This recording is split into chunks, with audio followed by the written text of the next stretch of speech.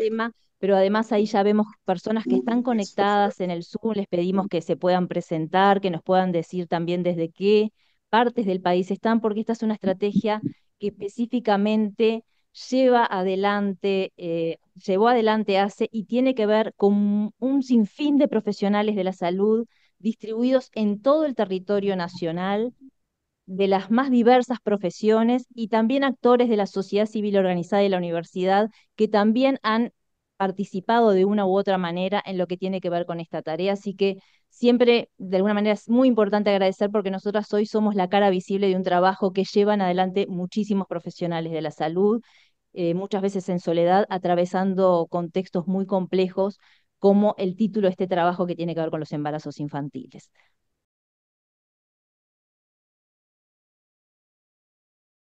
Presentación. Simplemente darles las buenas noches y agradecer, como decía Magdalena, y comentarles que el equipo redactor de este trabajo está integrado, aparte por quienes estamos tomando la palabra hoy, por la obstetrapartera Fernanda Puti y la doctora médico legista Fernanda Lozano, quienes nos están acompañando virtualmente en la tarde de hoy. Así que somos un equipo que a su vez trabajamos con mucha gente en todo el país, por lo cual esta oportunidad que nos ofrece la virtualidad es siempre bienvenida para estar un poco más cerca. Así que sin más, queremos presentarle una parte de nuestro trabajo. La idea es poder, bueno, iniciar contándoles cómo surge de alguna manera este trabajo que tiene como título Estrategia de Notificación y Análisis de Casos de Niñas y Adolescentes Menores de 15 años en situación de embarazo.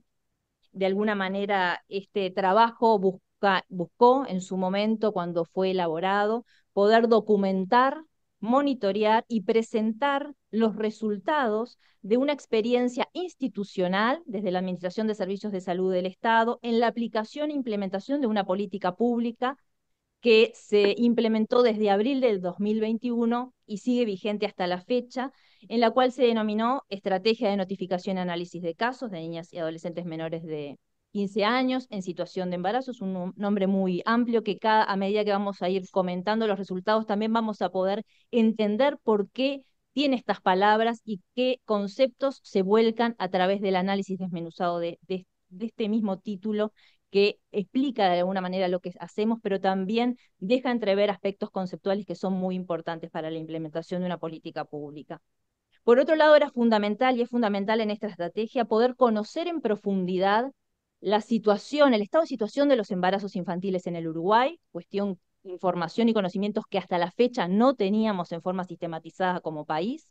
También poder apoyar en forma sistemática a los equipos de salud que a lo largo de todo el país tienen la tarea de acompañar a estas niñas en situación de embarazo en los procesos de salud, en el proceso asistencial, y es fundamental para poder tener un desarrollo de atención de calidad, que esa respuesta sea sistemática y que no dependa del enclave territorial o de las habilidades de cada profesional.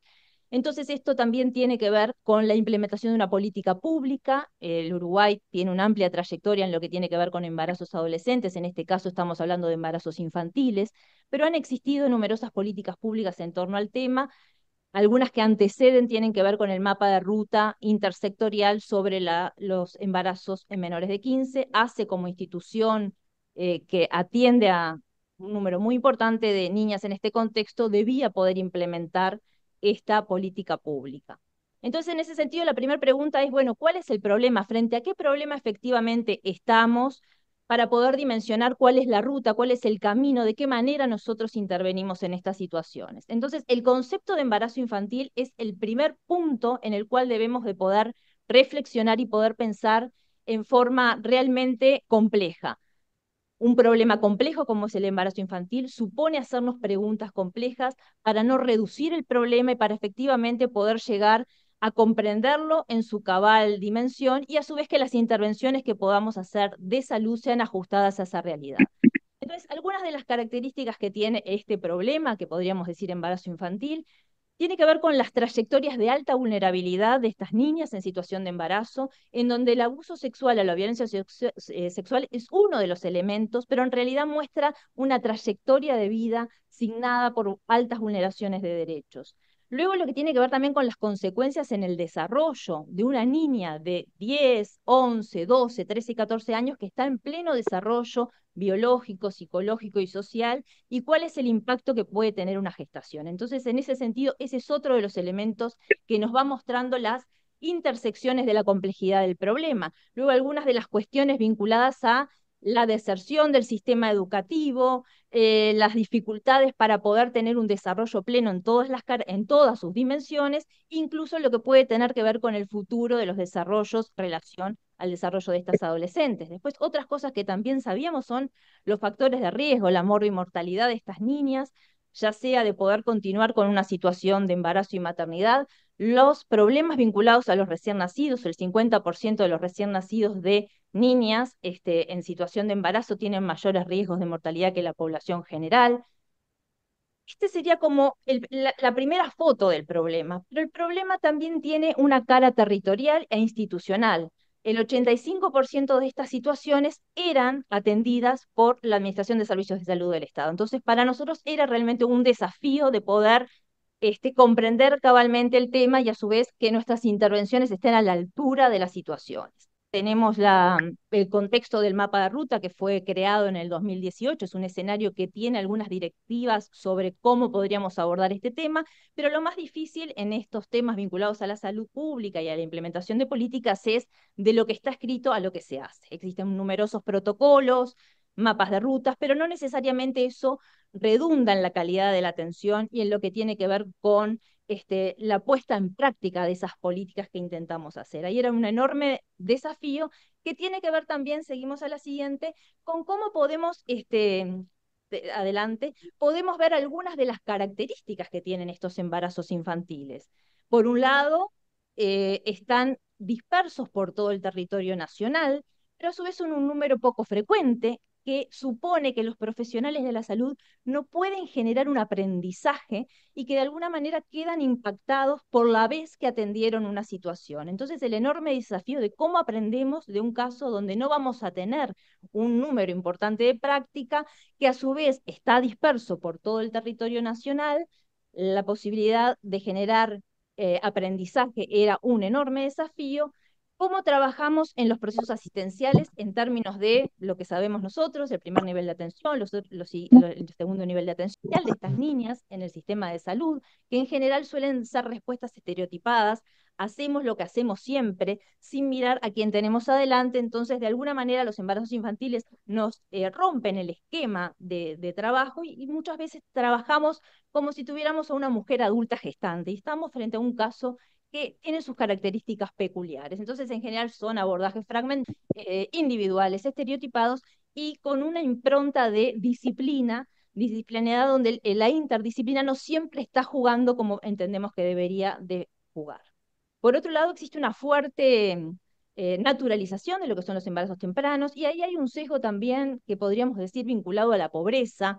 Nosotros lo hemos visto muchas veces. Bueno, en esta población no podemos esperar mucho más de estas niñas porque en este contexto es muy común que el embarazo adolescente esté presente, lo cual también nos cuestiona éticamente como profesionales en clave de lo que son los derechos humanos. La condición de vida y las características no deberían de sesgar los derechos y poner en riesgo a estas niñas en estas complejas situaciones que habíamos comentado. Entonces estamos frente a un problema complejo, multidimensional, multicausal, que requiere precisamente una reconceptualización. Pero esto también tiene un elemento que fue lo que nos generó esta metodología de trabajo. Esto que nosotros les decíamos, son pocos casos dispersos por todo el territorio. El ser pocos casos nos permitió y nos exigió trabajar caso a caso, poder pensar cada situación, poder hablar sobre la práctica para poder buscar la mejor forma de intervenir en la medida que íbamos conociendo el problema, íbamos ajustando de alguna manera la metodología y la forma de trabajo al tiempo que reconceptualizando el tema. Esto también nos permitió caracterizar a las niñas en situación de embarazo, poder conocer cuáles son las intervenciones que desde salud estábamos realizando, eso que nosotros les decíamos, en qué momentos se captan, existe ocultan el embarazo, una serie de supuestos que alimentaban una práctica que de alguna manera cuando se consolida la base de datos y la información y la caracterización de estas niñas nos permite el proceso asistencial que tenía lugar, y para eso también trabajamos en una modalidad de abordaje grupal, de supervisión capacitante, de poder trabajar en lo que es la práctica, los cambios de las prácticas y la priorización, ¿no? Redundan en la responsabilización de las niñas en estos contextos, y de alguna manera no nos generaba la posibilidad de poder pensar nuestras prácticas y priorizar estos cambios. Trabajar en situaciones de abuso sexual, de violencia sexual, y de vulneración de derechos genera impactos muy significativos y muy complejos en los profesionales de la salud, que muchas veces hacen que no puedan ni siquiera ver. Nosotros trabajamos mucho en de la política pública, poder trabajar con los equipos de salud en una dimensión fuerte de cuidado del cuidador, para poder ir generando, ir tejiendo lo que hace al cambio de práctica, si no reconceptualizamos los temas, y a su vez necesitamos la posibilidad de entornos seguros para poder pensar y exponer nuestra vulneración y nuestras vulnerabilidades y nuestras dificultades de vida que tienen estas niñas, y de alguna manera ser éticos en nuestra respuesta. Adelante. La interinstitucional obviamente que es fundamental cuando hablamos de un problema complejo y multicausal, ¿no? Es insuficiente la respuesta de salud, pero en ese sentido esta estrategia también tuvo la mirada hacia la interna. Salud también tiene una responsabilidad respecto a este tema, y de alguna manera, asumiendo la responsabilidad, intentando mejorar las prácticas, también invitamos y tejemos junto con la interinstitucionalidad la necesidad de generar precisamente una respuesta integral que tome en cuenta todos estos aspectos. Todo esto nos lleva a reconceptualizar la noción de embarazo infantil, en donde pasamos de embarazo infantil centrado en un vientre que gesta a una niña en situación de embarazo y como un tema de derechos humanos. Esta reconceptualización, que parece solamente un juego de palabras, en la práctica es realmente un elemento significativamente diferente. Cuando hablamos de la niña, ubicamos a la niña en el lugar de niña, y la situación de embarazo también nos invita a pensar en el contexto. ¿Cuál es el contexto de este embarazo? Nosotros ahora vamos a ir un poquito, no sé cómo vamos de tiempo, vamos a ir un poquito rápido porque tenemos mucha información para compartirles de los resultados de este estudio, no solamente en cuanto a la caracterización de las niñas, sino también en algunos aspectos vinculados a las intervenciones que desde salud realizábamos en clave de estos elementos del contexto del embarazo, que son fundamentales para poder comprender el fenómeno y realmente trabajar en virtud de ello. Parte de los objetivos que presenta este estudio tiene que ver precisamente con la implementación desde los servicios de salud del Estado de una política pública como es el mapa de ruta, en un periodo de tiempo del 2021 al 2024. Igual les contamos que esta estrategia sigue vigente y con altas proyecciones de poder escalar. Objetivos específicos, entre ellos se encuentra el poder diseñar, implementar y monitorear esta estrategia de notificación de niñas en situación de embarazo, caracterizar esto que decíamos, es un problema que desconocemos, entonces es necesario caracterizarlo, tener información veraz sobre las situaciones de estas niñas, poder también entender y caracterizar el proceso asistencial que desde los equipos de salud llevamos adelante y de las instituciones para poder cambiar. Necesitamos poder saber, conocer precisamente estas situaciones. Otro elemento fundamental es documentar, sistematizar esta información y de alguna manera intentar promover lo que tiene que ver con los cambios de prácticas cuando vemos que hay situaciones que realmente o vulneran derechos o no están ajustadas en clave de calidad. Por otro lado, la importancia de poder elaborar documentos, ya sea desde lo que tiene que ver documentos conceptuales, materiales de procesos asistenciales integrados, pero también poder compartir y diseminar el conocimiento que desde salud se generó para que otras instituciones que tienen que ver con la atención de estas niñas, esa información esté disponible y que podamos hacernos eco de lo que se genera a través de esta política que de alguna manera pública tuvo que ver con los embarazos infantiles, que hasta la fecha no teníamos información al respecto. Comentarles cómo se organizó esta estrategia. eh, Nosotros obviamente que lo organizamos en 4 componentes, pero son 4 componentes que tienen sinergia y que se interrelacionan. Dónde empieza y termina uno es muy difícil a veces de precisar. Elegimos estos nombres simplemente para poder tener un lenguaje común, pero como verán, de la mano de alguna manera de reconceptualizar estos embarazos adolescentes, lo que desde el punto de vista clínico, lo que de alguna manera nos muestra es que la respuesta tradicional es insuficiente. es poco eficiente, es limitada y también es antiética, cuando no podemos ver los temas de vulneración de derechos humanos que atraviesan estas niñas. Entonces, hablábamos de un componente de implementación que tiene que ver con generar un equipo central de respuesta. De alguna manera, parte de los objetivos, además de caracterizar estas niñas y poder conocer cuáles son las respuestas desde salud, tiene que ver con poder generar un ciclo donde esta notificación tiene un procedimiento, una pauta que permite de alguna manera dar una respuesta sistémica y lo que decimos siempre, la respuesta tiene que ver con poder reconceptualizar, revisar la práctica y de alguna manera acompañar al equipo que está trabajando esa situación. Esto que decimos, el análisis caso a caso. De alguna manera, vamos muy rápido, pero parte de la implementación modo de trabajo, tiene que ver también con poder invitarnos a algo que es fundamental, poder analizar la longitudinalidad de la historia de vida y del proceso asistencial de esta niña. Esto es una práctica que hoy, por las características tecnológicas que permite la historia clínica integral, nos permite poder acceder de una manera más fácil y en tiempo real de esta información que es muy importante para poder comprender el fenómeno y la trayectoria de vida. Esto nos permite caracterizar y valorar los riesgos, qué situación necesita rápidamente una respuesta.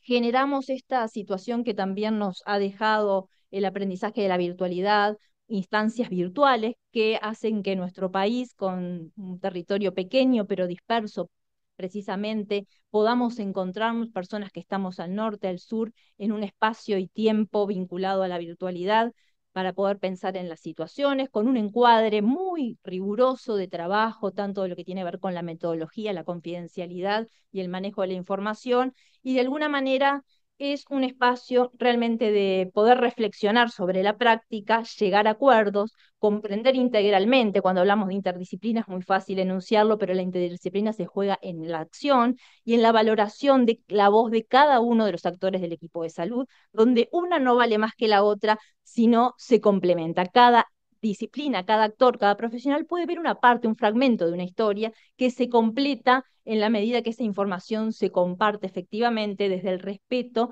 y desde la complementación. Lo mismo pasa con los distintos niveles de atención, que en el proceso asistencial de una niña en situación de embarazo juegan roles distintos y valorarnos y valorar cuál es el rol de cada uno es fundamental.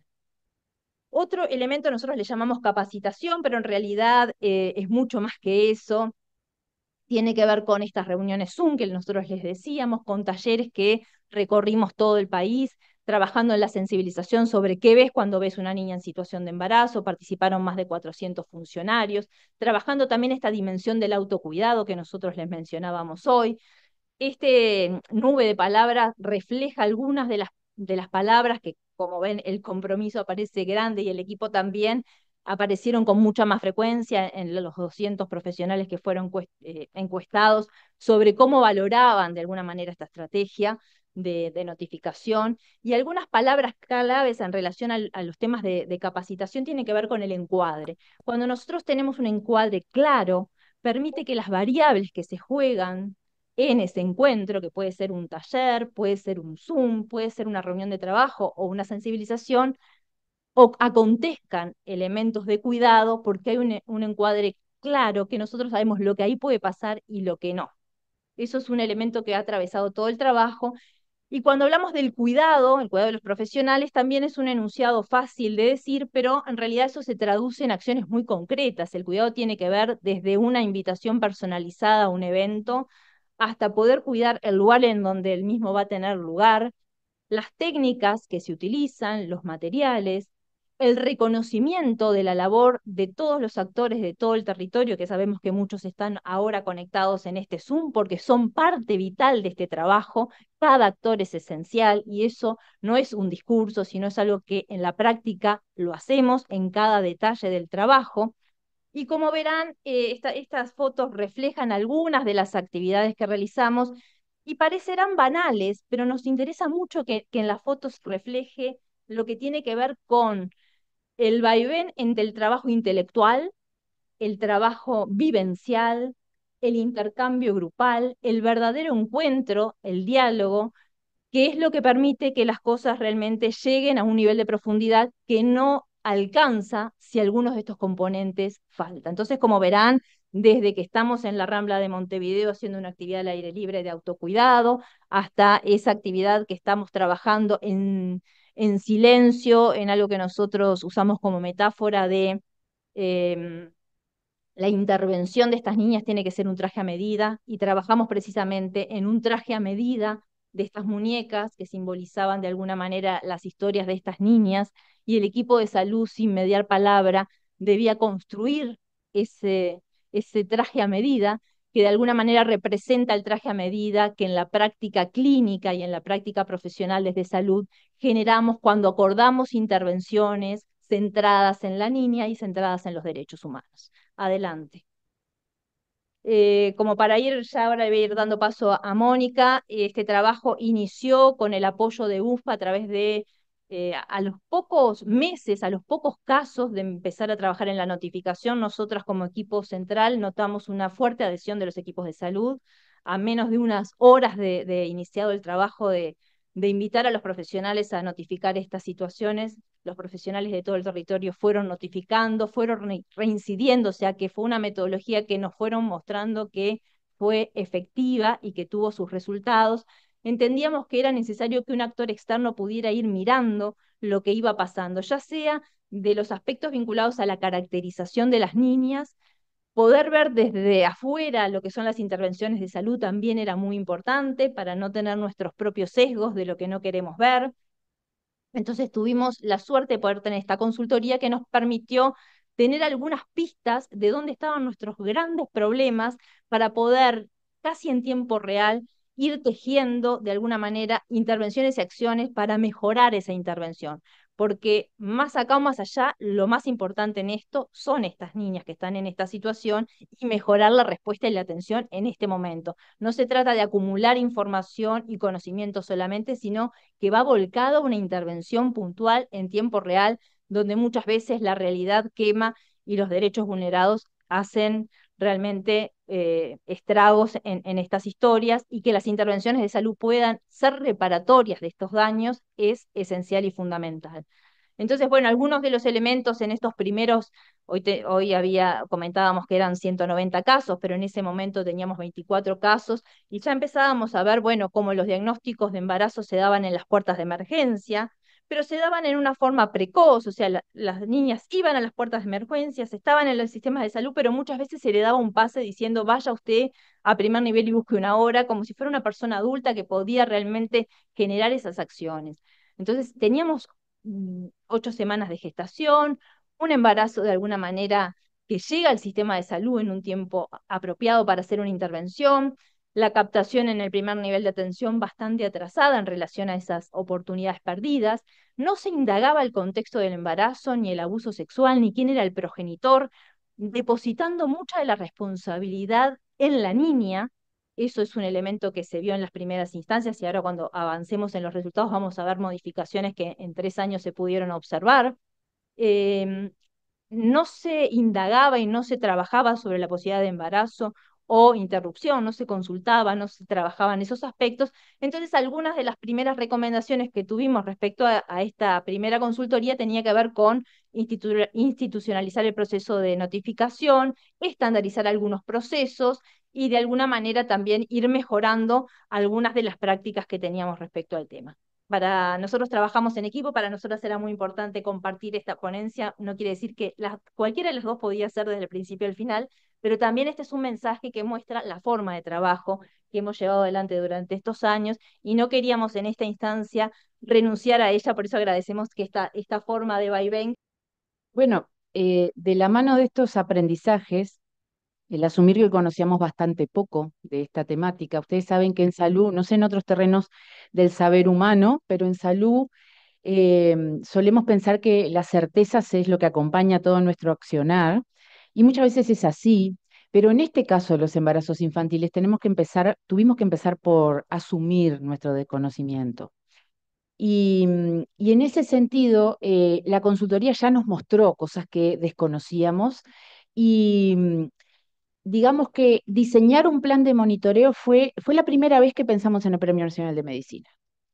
porque dijimos, si nosotros logramos aprender sobre este tema, y podemos mejorar la forma en que estamos atendiendo a estas niñas, que por cierto es bastante ineficiente, insuficiente, antiético, todo lo que dijimos antes, entonces tenemos la posibilidad de implementar una política pública basada en derechos humanos y eso es muy interesante para el Premio Nacional de Medicina para diseminarlo como una buena práctica desde la salud pública.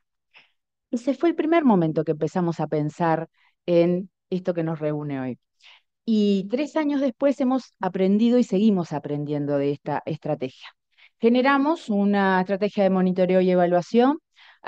In extenso nuestro trabajo, por supuesto, está la parte metodológica. Este es un estudio que es longitudinal, que es descriptivo, que tiene un enfoque mixto, que tiene fuentes de información que son privilegiadas en el sentido de que tenemos acceso a una información sumamente sensible con la cual debemos ser sumamente cuidadosos de nuestros usuarios. Todos nosotros tenemos acuerdos escritos y firmados de confidencialidad, tenemos responsabilidad sobre esa información, no es menor en este ámbito recordar esto.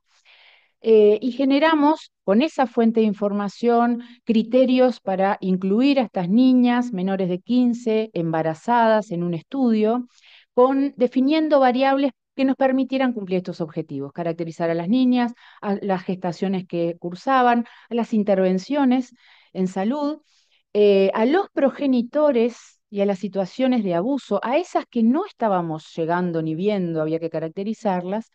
em, y en ese sentido, y generar indicadores que nos permitieran ver si con el pasar del tiempo y de desarrollar estas estrategias realmente estábamos mejorando el proceso asistencial.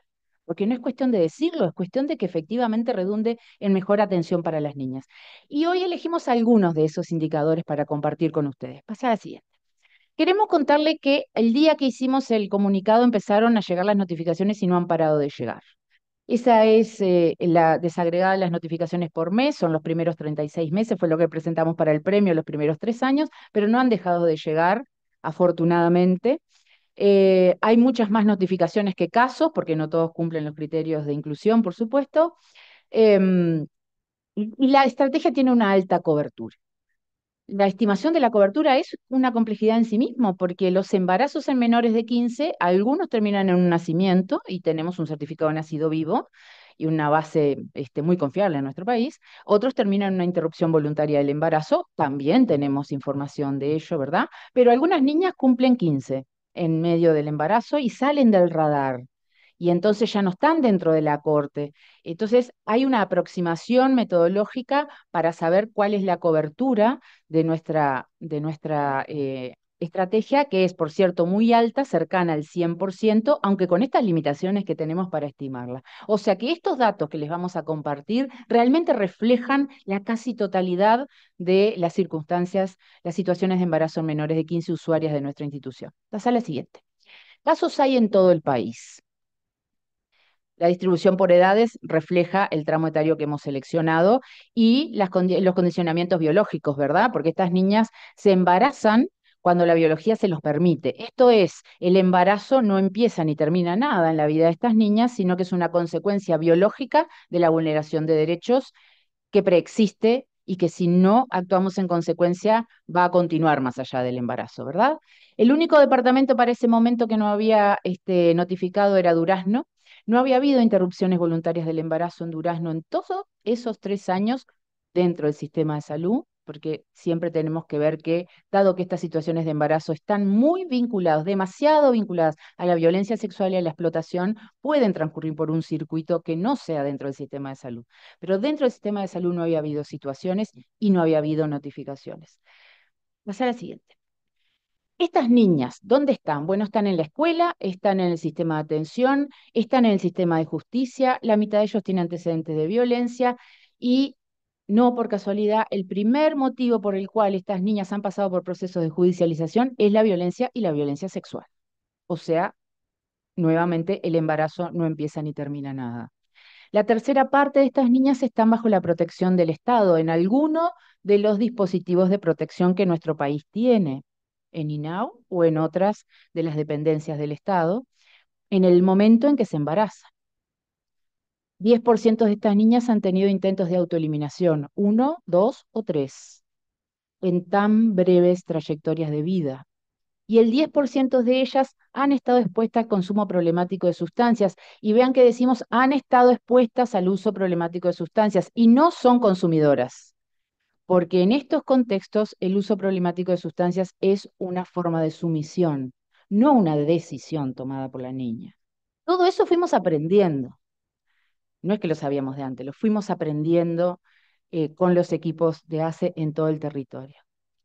O sea que la vulnerabilidad está clara, pero la presencia del Estado en la vida de estas niñas también está clara y sin embargo no alcanzamos a proteger. Y el embarazo es solo la punta del iceberg de esa vulnerabilidad. El abuso sexual, bueno, en nuestra casuística, en esos 190 casos, el 61% está vinculado a abuso sexual. No es ni más ni menos que lo más frecuente. Solo en el 39% de los casos, este embarazo es producto de un vínculo entre pares donde no hay abuso sexual, porque un vínculo entre pares también puede ser abusivo, ¿verdad? O sea, lo más habitual. La edad de los progenitores va entre 20 y más de 70 años, y el 20% es conviviente. O sea que nada empieza ni termina con el embarazo en la vida de estas niñas, donde todas esas instituciones estamos operando e interviniendo en esas familias. ¿Qué pasa con los embarazos? ¿No? Ustedes ven a su izquierda edad gestacional a la captación del embarazo.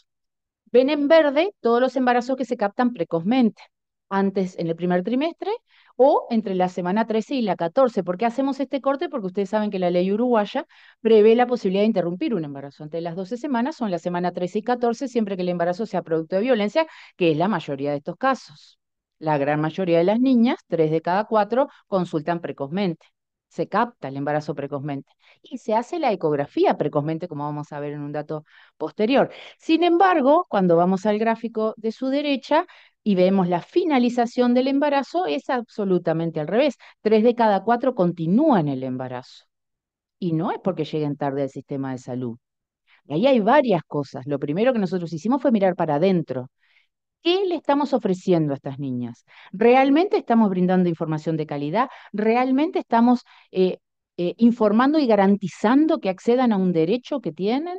¿O estamos demorando? ¿O estamos subestimando su capacidad de decidir? ¿O lisa y llanamente las estamos invitando a controlarse el embarazo, naturalizando una gestación temprana? Tuvimos que analizar eso y mejorar esos procesos de atención. Además, estas niñas, la mitad, el 40% de ellas que continúan van a tener una cesárea, o sea que además a los 12 o 13 años van a tener una cicatriz en el útero, lo cual implica un efecto negativo en su futuro reproductivo, ¿verdad? Y el 15% de estos niños van a ser prematuros y el 7% van a ser de bajo peso. Todos estos son riesgos mayores que los de la población general, o sea, todo lo que el mundo ya sabía se cumple en Uruguay también, pero nosotros tuvimos que caracterizarlo y sabemos que estas niñas están expuestas a altísimos riesgos como sus hijos e hijas. Pasar al siguiente. Cuando no, no me voy a detener mucho acá porque cuando tengamos la versión in extenso publicada, que afortunadamente en el mes de julio la vamos a tener publicada, esto es una primicia porque contamos con los apoyos necesarios para tener una versión publicable, amigable a su vez. em, lo van a poder leer en extenso y cada uno sacará sus conclusiones, pero sepan que hemos estado reflexionando sobre estos temas. Estamos reflexionando y seguiremos reflexionando sobre ese entrecomillado que son las decisiones reproductivas. Y están entrecomilladas porque nos seguimos preguntando por qué niñas que llegan temprano al sistema de salud se hacen tempranamente la ecografía. Eso mostró el estudio, que al pasar de los 3 años de intervención cada vez se captan más temprano. Las priorizamos y hacemos la ecografía más temprano. Están en condiciones de una interrupción. Los equipos asesoramos mejor, identificamos las situaciones de abuso cada vez mejor, aunque seguimos teniendo dificultades con ese aspecto, pero sin embargo la mayoría continúa en el embarazo. ¿Quién está tomando las decisiones reproductivas? Pasa a la siguiente. No nos vamos a extender con los números, pero simplemente decirles que cuando le preguntamos a las niñas, algunas expresan voluntariamente su idea de quiero interrumpir este embarazo. De las que quieren interrumpir, El 46% interrumpe, perdón, el 51%, 53, perdón, no veo bien de acá, interrumpe el embarazo. De las que vienen y dicen, yo quiero interrumpir este embarazo. El 53% interrumpe efectivamente el embarazo. De las que vienen y dicen, yo quiero continuar con este embarazo, lo dicen espontáneamente. Después hay que trabajar todo esto, pero lo dicen espontáneamente. El 80% continúa el embarazo. Entonces, para hacerlo más sencillo, es más probable que alguien que quiera continuar el embarazo lo continúe, que alguien que quiera interrumpir el embarazo lo interrumpa. Entonces, tenemos que seguir reflexionando sobre las decisiones, entrecomilladas, reproductivas de estas niñas que ya vienen vulneradas en sus derechos y no podemos hacer de cuenta que son libres para tomar estas decisiones, porque sería muy poco, de poca honestidad intelectual pensar eso, ¿no? Entonces, tenemos que seguir trabajando en este sentido. Los riesgos, algo que en salud nos importa y nos importa mucho por muchas cosas. Estas tablas, este estudio nos permitió comparar los riesgos de estas niñas, revisando longitudinalmente las historias hasta el final del embarazo y después, y el puerperio, y los niños y los recién nacidos. ¿Qué pasa con los riesgos de estas niñas comparadas con la población general? Y todos esos que están marcados en amarillo, el 86% de estas niñas va a tener una complicación o más durante el embarazo, o sea, 9 de cada 10 van a tener una complicación. Estos embarazos son de alta morbimortalidad y tuvimos una muerte materna en el 2020 y tuvimos una muerte materna en el 2024. Todos recordarán porque fue eh, una nota que estuvo mucho en prensa durante mucho tiempo. La anemia, la amenaza de parto de pretérmino, la preeclampsia, la sífilis, todas esas patologías infecciosas, crónicas, agudas, están sobrerepresentadas en esta población. O sea, estos embarazos por ningún lado son iguales que los embarazos de la población general, ni siquiera de los embarazos de las adolescentes más grandes entre 15 y 19. Estos son embarazos que exponen a las niñas a altos riesgos desde el punto de vista biológico, además de los riesgos psicológicos y sociales de sostener de la mano de que estos embarazos son producto de abuso, estas maternidades forzadas. Adelante. Fuimos a ver qué pasaba con las prácticas de nuestros equipos, y acá ya estamos entrando a redondear, creo, con el tiempo que estuvimos acordando, y dijimos, bueno, de aquella primera línea de base que teníamos, ¿se ven mejoras? ¿No se ven mejoras? Porque la intervención tiene que ser monitoreada y eventualmente mejorada si no cumple sus objetivos, ¿no? Algunos cambios que hemos visto. Se indaga mucho mejor y más el contexto de estos embarazos. Los equipos prácticamente en un 88, dice, 80 y algo por ciento, de los embarazos se captan tempranamente, se registra la edad del progenitor casi en el 100% en la historia clínica electrónica, ya no es esto de, no sabe quién es el progenitor. Y una cosa que hemos aprendido, el número más frecuente como edad del progenitor es 17. Es como el novio, el noviecito que tiene 17 años, que o desapareció, ahí es donde hay que trabajar mucho más, porque cuando no se sabe quién es el progenitor, seguramente hay una situación que señala responsabilidades si hay adultos en el medio. Entonces hay que trabajar mucho más, no quedarse con esa primera simple explicación diciendo la niña se escapa y entonces no sabe de quién se embaraza. No, eso realmente no es así. Em, ha mejorado la edad de gestación de la captación, ha mejorado la edad gestacional en la primera ecografía, ha mejorado la identificación de los riesgos y ello ha permitido conceptualizar la interrupción de estos embarazos como un aborto terapéutico, lo cual no es menor, porque si sabemos que estos embarazos exponen a grave riesgo la salud de las niñas, tenemos que pensar que la interrupción de estos embarazos cumple con todas las definiciones de aborto terapéutico. Y eso implica, primero, el reconocimiento del riesgo, segundo, el reconocimiento del derecho de la niña de su derecho a la salud, además de su derecho a interrumpir el embarazo. Tercero, la posibilidad de interrumpir embarazos más allá de las 14 semanas. Entonces hay una construcción diagnóstica que realmente implica mayor garantía en los derechos de las niñas. Y de la mano de eso, lo otro es en qué ámbito se lleva adelante el aborto. Estas niñas están ingresando al hospital, a los servicios de pediatría para interrumpir estos embarazos, con todas las garantías para su salud, con contención, con analgesia, pudiendo resguardar los restos para identificar a quien perpetra la violencia, porque estos casos están judicializados y la fiscalía viene a levantar los restos para identificar a quién está generando violencia sexual sobre esta niña. Todo eso de la mano de conceptualizar este embarazo distinto. Más adelante. Queremos comentarles que en 2020 la tasa de fecundidad temprana, en adolescentes tempranas, usuarias de ACE, nosotros tenemos 46.500 niñas usuarias de ACE entre 10 y 14 años. La tasa de fecundidad, el número de nacimientos sobre este número de usuarias entre 10 y 14, en 2020 era de 1, o sea, 1 de cada 1.000 de nuestras usuarias iba a ser madre en esas edades. El 2024, este es un dato que no está en lo que publicamos en el premio, porque teníamos los datos 2023, somos muy, tratamos de ser muy cuidadosos y muy respetuosos. Estos datos son poquitos casos, a veces son tendencias lo que vemos, pero nos pareció que era bueno compartir que para 2024 esa tasa de fecundidad se redujo casi a la mitad. Seguimos trabajando para que se siga reduciendo, porque para cada una de esas niñas, una maternidad antes de los 15 años es un evento realmente muy desafortunado, para los recién nacidos también. Pero bueno, pensamos que en esto que es la disminución de la tasa de fecundidad de nuestras usuarias, realmente esta estrategia ha tenido algo que ver. Siguiente.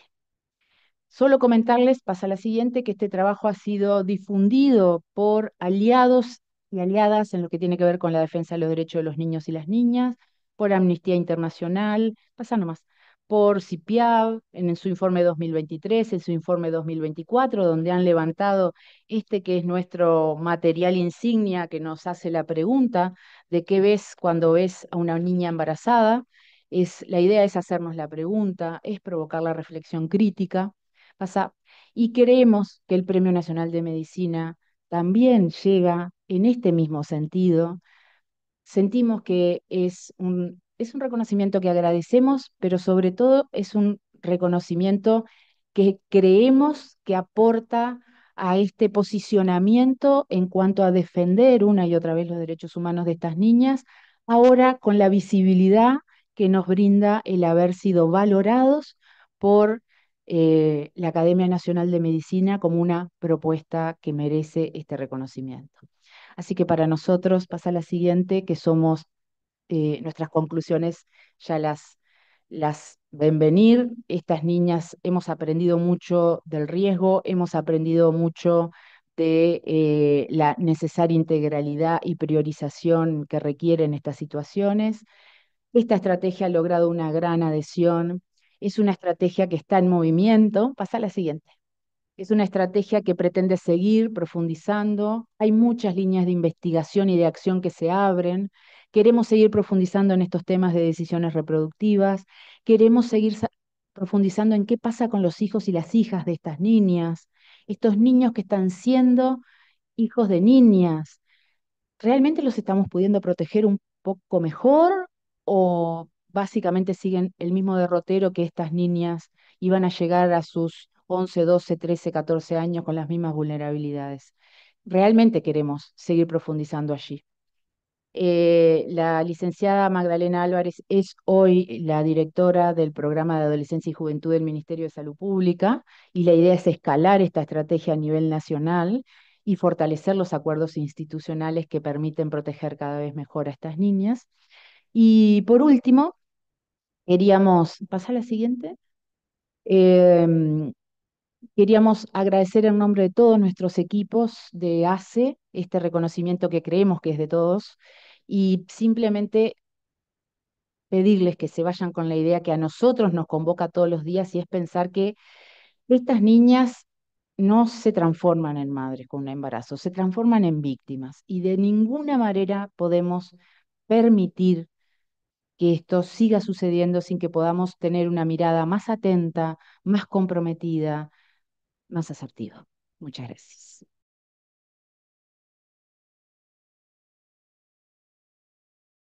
Bueno, Adelante. muchas gracias por la invitación. Felicitar a las autoras de este trabajo que ya se los he planteado más de alguna vez.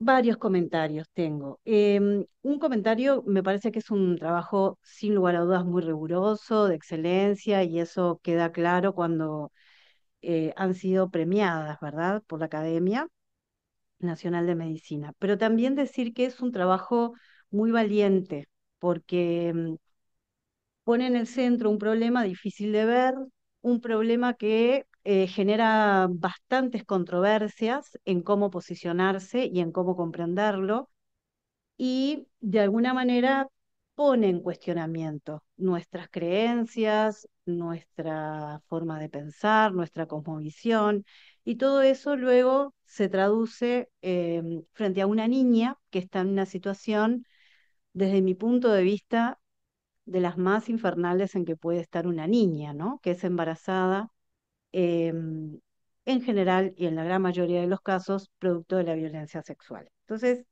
bueno, también decir que es un trabajo de enorme valor porque pone en la mesa un problema invisibilizado, un problema que no estábamos logrando captar y ver, porque pone en el centro a las niñas, ¿no? Vuelve a poner el problema en que las niñas requieren ser atendidas y requieren tener respuestas acordes a la situación tremenda en la que están viviendo, ¿no?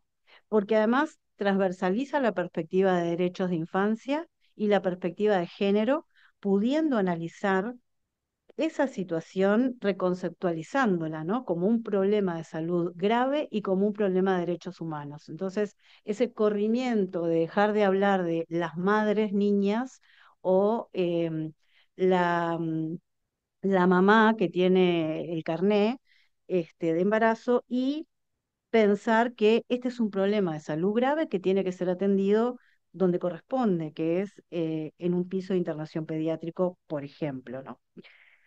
Eh, es un estudio valiente porque moviliza los prejuicios, moviliza las historias propias, em, las prácticas naturalizadas y también la resistencia a mirar lo que no se hace bien. Yo la primera vez que me enfrenté a un caso de embarazo de una niña de 11 años fue hace muchos años, estaba en mis primeros pasos como profesional y la verdad es que no sabía cómo acompañar a esa niña, cómo entender esa niña, si promover que esa niña tocara su panza, sintiera a ese bebé que se movía. Ella tenía 7 meses de embarazo cuando se detecta la situación, había sido abusada por un padrino y bueno, nunca fue a ningún centro de salud, en el liceo, en la escuela nadie se había dado cuenta. Y cuando ese bebé nace, después de un parto muy traumático, en el que no pudimos convencer al ginecólogo de que le hiciera una cesárea, ella decía que era el hijo del diablo. Y ella se encerraba en su cuarto a leer los libros que le gustaban, y la madre le golpeaba y le decía, tenés que ir a atender a tu hijo, darle la teta a tu hijo, ¿no? Una situación realmente tremenda. Entonces, cuando me encuentro con Magdalena y con Mónica, que toman este tema con tanta responsabilidad, con tanto conocimiento y con tanto compromiso, yo sentí que había una luz de esperanza para esas niñas que no son visibles, ¿no? Y había una luz de esperanza de poder generar un futuro distinto y un camino distinto para estas niñas. Este trabajo, y no solamente este trabajo, sino el impacto que tuvo este trabajo mientras se hacía y una vez que se termina, ¿no? Que se concluye, que además, bueno, no se termina porque la estrategia sigue, ¿no? Es un trabajo que se hace desde la producción de datos, o sea, desde la evidencia, desde la reflexión de la práctica, desde el respeto por cada profesional que está en el campo, pero con mucha asertividad para poder plantear las preguntas incómodas, las preguntas que nos tenemos que hacer para poder movernos de nuestro lugar. Y lo digo porque he acompañado algunas de esas instancias, he estado con ellas y he visto cómo van logrando ese intercambio pedagógico también, pero de mucha escucha, donde invitan a desafiar nuestras ideas, nuestras creencias y nuestras certezas. Y no nos es fácil a muchos profesionales que nos muevan las certezas, ¿no? Porque es nuestro lugar seguro. Y desde el cuidado de los profesionales, como ellas lo decían, ¿no? Preparando, recibiendo en un lugar que es acogedor, en un lugar que es lindo y que está pensado eh, para poder tener un lugar donde enfrentarnos a estas situaciones que son muy dolorosas. Porque realmente cuando una toma conciencia de que una niña de 12 años le está diciendo a la pediatra que ella quiere continuar con ese embarazo, se nos genera un cortocircuito en la cabeza si tenemos una niña de 12 años a nuestro alrededor, nuestra hija, nuestra prima, la sobrina, que está pensando quizás dónde va a festejar su cumpleaños de 15 dentro de 3 años, ¿no? Y en algunas familias ya se están enseñando los clubes donde se van a festejar esos cumpleaños. Entonces, se nos generan ahí muchos cortocircuitos.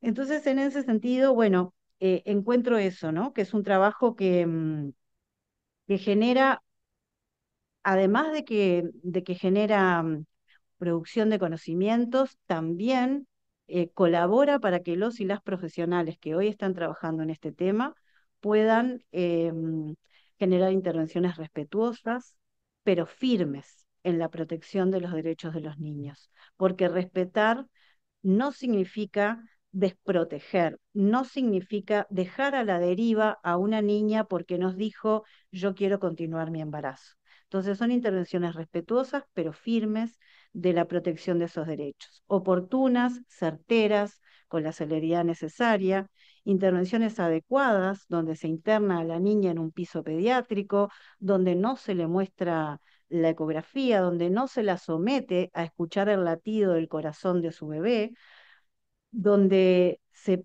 parte de la base de que esa niña está en una situación de enorme vulneración y que no tiene las posibilidades de tomar una decisión. Son intervenciones que cuidan, que acogen a esas niñas en sus momentos más difíciles y que comprenden que el embarazo infantil producto de la violencia sexual es una forma de tortura, es un grave daño, es una vulneración extrema, es una perla más, pero de las más potentes que van a contribuir a seguir destruyendo esa vida, porque nada empieza con el embarazo, sin lugar a dudas que las niñas que transitan estos embarazos son niñas que vienen ya de contextos del infierno, como le decimos muchas veces, pero que estos embarazos las van a hundir mucho más. Entonces, bueno, cuando empiezo a escuchar a ginecólogos, pediatras, equipos de salud hablando de aborto terapéutico como una indicación, digo, realmente estas dos mujeres han transformado mucho lo que hoy se está haciendo para proteger a las niñas en estas situaciones. Así que gracias a ustedes y también a la academia, porque este reconocimiento y este premio también habla de la valentía, del interés, del compromiso en la promoción de los derechos humanos de la Academia Nacional de Medicina. Muchas gracias. Yo puedo abusar de su enorme amabilidad porque no quisiéramos irnos sin, vemos algunas caras, vemos algunos nombres y vemos un montón de chats que han sido amables en cuanto a referir sus felicitaciones, su aliento y su agradecimiento y queremos retribuir de la misma manera, agradeciendo la participación, el compromiso. Sabemos que detrás de muchas de esas pantallas hay gente de todas las horas y queríamos agradecer, pero sobre todo, cuando usted así lo defina que ha finalizado la actividad, queremos dejarlos con un mensaje institucional, un video institucional que refleja justamente la posibilidad que tenemos de formar parte de equipos en todo el país, que es un video institucional que es muy entrañable para nosotros porque ha sido concebido con nuestros equipos de salud.